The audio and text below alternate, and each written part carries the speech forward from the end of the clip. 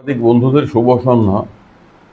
আমরা ত্রিপুরা অনিয়মিত কর্মচারী মঞ্চের তরফ থেকে আপনাদেরকে ধন্যবাদ জানাই।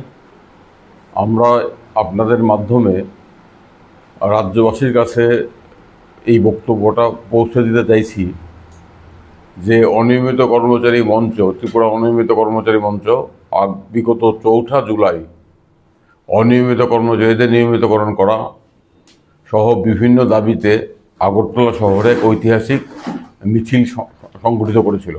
আমরা মহাকরণ অভিযান সংগঠিত করেছিলাম এবং মহাকরণ অভিযানের শেষে আমরা 4 জুলাই রাজ্যের মাননীয় মুখ্য সচিবের সকাশে আমাদের অনিয়মিত কর্মচারী মঞ্চের প্রতিনিধি দল সাক্ষাৎকারে মিলিত হয়ে আমাদের 8 দফা দাবি সনদ আমরা মাননীয় মুখ্য সচিবের কাছে তুলে ধরেছিলাম।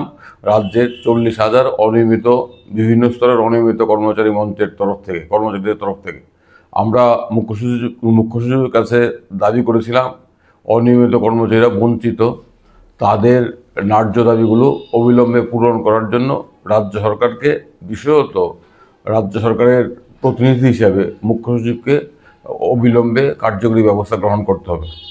আমাদের সাথে রাজ্যের মুখ্য সচিবের আলোচনা আমরা মনে করি অত্যন্ত সৌহার্দ্যপূর্ণ পরিবেশে হয়েছিল এবং মুখ্য সচিবের কাছ থেকে আমরা ইতিবাচক আশ্বাস পেয়েছিলাম।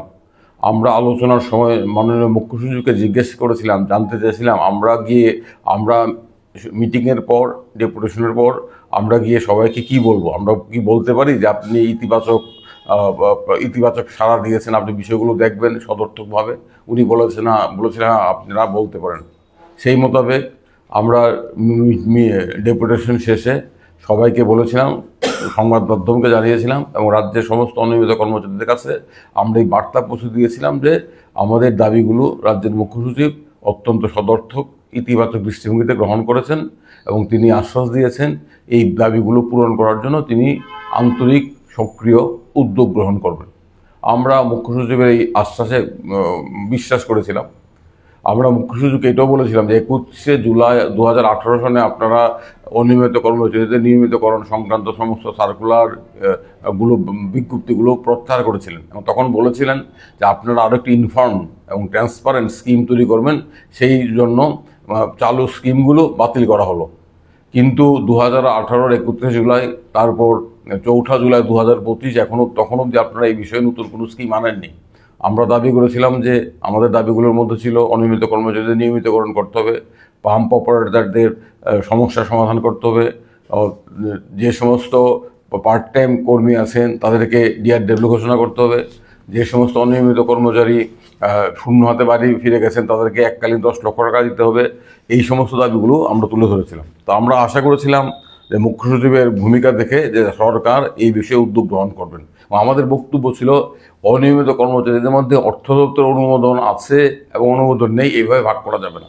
যারা দশকের পর দশক ধরে কাজ করছেন তাদেরকে অনুমোদন নেই বলে আপনি বাদ দিতে পারবেন না। সমস্ত অনিয়মিত কর্মচারীদের নিয়মিতকরণ করতে হবে এবং নিয়মিতকরণ করার সাপেক্ষে সমকাজে সমবেতন দিতে হবে। আমাদের বক্তব্য ছিল রাজ্য সরকারের বিভিন্ন দপ্তরে হাজার হাজার শূন্যপদ খালি এবং শূন্যপদগুলোর চাহিদা পূরণ করা হচ্ছে অনিয়মিত কর্মচারীদের সামান্য মজুরির ভিত্তিতে নিযুক্তি দিয়ে।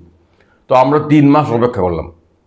3 মাসে আমরা কিন্তু রাজ্য সরকারের তরফ থেকে কোনো ইতিবাচক সাড়া পেলাম না। আমরা খোঁজখবর নিয়ে দেখেছি যে মুখ্য সচিবের প্রতিশ্রুতি কিন্তু বাস্তবায়িত করার ক্ষেত্রে কোনো উদ্যোগ রাজ্য প্রশাসনের তরফ থেকে এখন অবধি আমাদের নজরে আসেনি। আমরা যেটা জানতে পেরেছি বিভিন্ন দপ্তরে তারা তথ্য সংগ্রহ করছেন, অর্থ দপ্তরের অনুমোদন নিয়ে যারা কাজ করছেন তাদের বিষয়, কিন্তু তারা তো মাত্র সামান্য সংখ্যা, 3 থেকে 4 হাজার, 5 হাজার। এর বাইরের বিরাট সংখ্যা অনিয়মিত কর্মচারী নিয়ে কোনো হেলদোল রাজ্য সরকারের নেই। আমাদেরও ধৈর্যের বাঁধ ভাঙছে। আমরা তাই আজকে বাধ্য হয়েছি আমাদের রাজ্যের মুখ্য সচিবের কাছে একটি আবার চিঠি প্রেরণ করতে। ত্রিপুরা অনিয়মিত কর্মচারী মঞ্চের তরফ থেকে আমরা চিঠি প্রেরণ করে আমাদের 4 জুলাইয়ের দাবি সনদ, 4 জুলাইয়ের মিছিল এবং মুখ্য সচিবের সাথে আমাদের আলোচনা সমস্ত কিছু তার স্মরণে এনেছি, তাকে স্মরণ করিয়ে দিয়ে বলেছি আমরা 3 মাস ধরে অনেক আশায় বুক বেঁধে অপেক্ষা করছিলাম।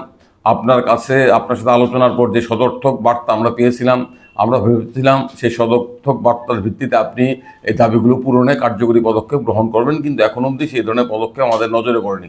তাই আমরা আরও আপনাকে মনে করিয়ে দিচ্ছি এবং আমরা আশা করছি আগামী 15ই নভেম্বরের মধ্যে আপনি আপনার সরকার এই বিষয়ে আমাদের দাবিগুলো পূরণে ইতিবাচক ব্যবস্থা গ্রহণ করবেন। আমরা 15ই নভেম্বর অবধি মাননীয় মুখ্য সচিবকে সময়সীমা বেঁধে দিয়েছি। এটা মুখ্য সচিবকে সময়সীমা বেঁধে দেওয়া এবং রাজ্য সরকারকে সময়সীমা বেঁধে দেওয়া। আমরা বলেছি যদি 15ই নভেম্বরের মধ্যে আমাদের দাবিগুলো পূরণ না হয়, দাবিগুলো পূরণে সদর্থক ইতিবাচক কোনো পদক্ষেপ আমরা না দেখি, তাহলে কিন্তু 15ই নভেম্বরের পর আমরা ত্রিপুরা অনিয়মিত কর্মচারী মঞ্চ রাজ্যের 40,000 অনিয়মিত কর্মচারীকে নিয়ে আবারও জোরদার আন্দোলনে নামব। আমাদের সামনে আন্দোলন ছাড়া কোনো রাস্তা নেই, এটা আমরা বলে দিয়েছি।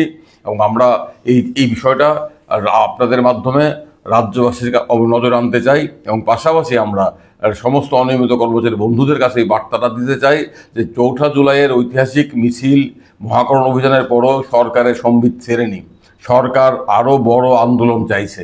যদি সরকার বড় আন্দোলন না চাইতো তাহলে সরকার নিজের থেকেই এই দাবিগুলো পূরণে এই গত 3 মাসে এগিয়ে আসতো।